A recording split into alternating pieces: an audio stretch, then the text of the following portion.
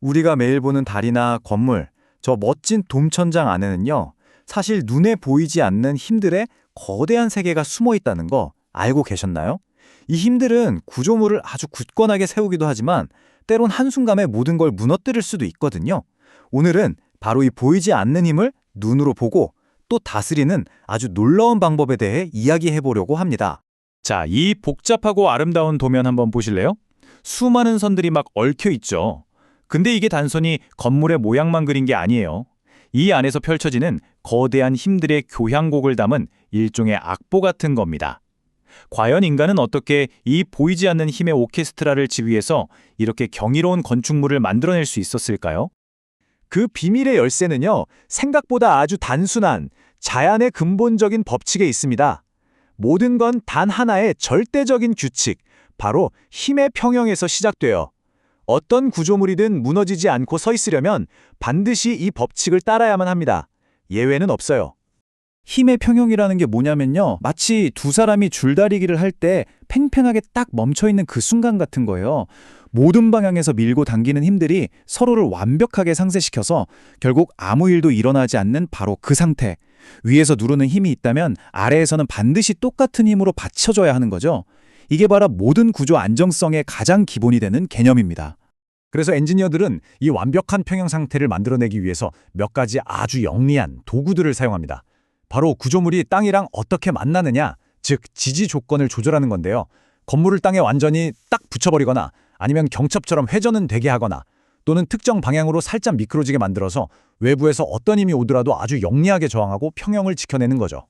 그런데 말이죠, 이 평형 상태를 확인하는 과정이 오랫동안 정말 험난했어요. 전통적인 방법은 뭐랄까, 끝도 없는 복잡한 수학 방정식의 미로 같았거든요.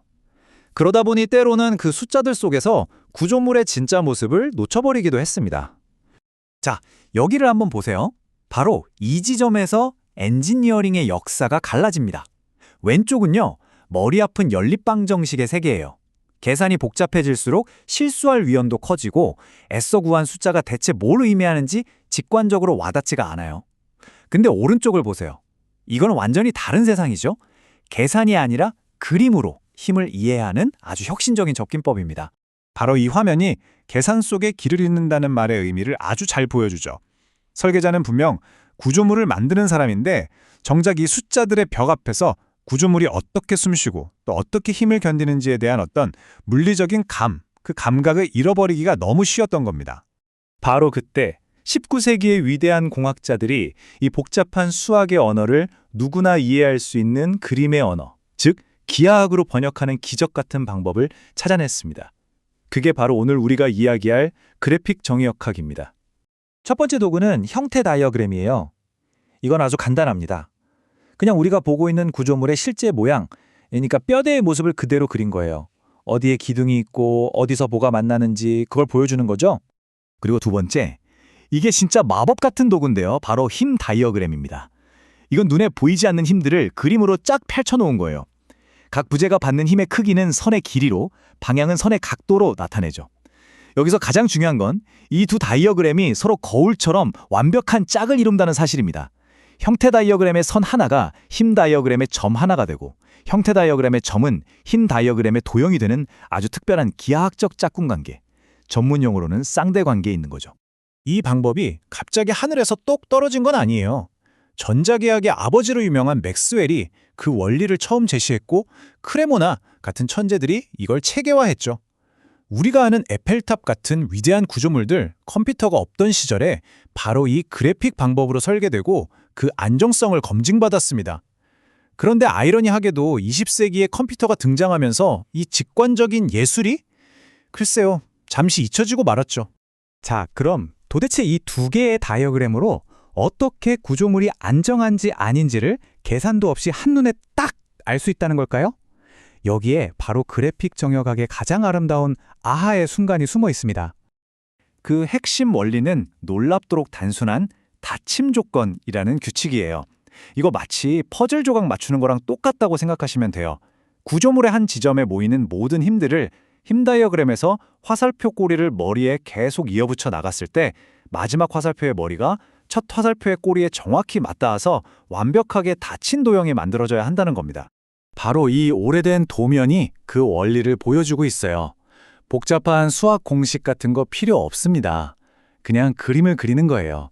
만약에 그린 도형이 닫히지 않고 어딘가 열려 있다? 그건 힘의 균형이 깨졌다는 명백한 신호고 그 구조물은 불안정하다는 뜻입니다. 정말 놀랍도록 직관적이지 않나요? 그러니까 핵심은 이거예요. 어려운 방정식을 푸는 게 아니라 우리는 그저 답을 그려내는 겁니다. 이건 단순히 계산법의 변화가 아니라 문제에 접근하는 사고방식 자체가 완전히 바뀌는 거죠. 그렇다면 이 150년도 더 된 어찌 보면 낡아 보이는 기술이 최첨단 컴퓨터 시대에 왜 다시 주목받고 있을까요? 그 이유는 이게 단순히 과거의 유물이 아니라 미래 디자인의 핵심 원리를 담고 있기 때문입니다. 우선 힘이 어떻게 흐르는지 눈으로 보면서 설계하니까 가장 효율적인 형태를 자연스럽게 찾을 수 있어요. 불필요한 재료를 낭비하지 않는 그야말로 지속 가능한 디자인이죠. 그리고 또 좋은 게 뭐냐면 초기 디자인 단계에서 수많은 아이디어를 계산에 부담 없이 정말 빠르게 탐색하고 검증할 수 있다는 거예요.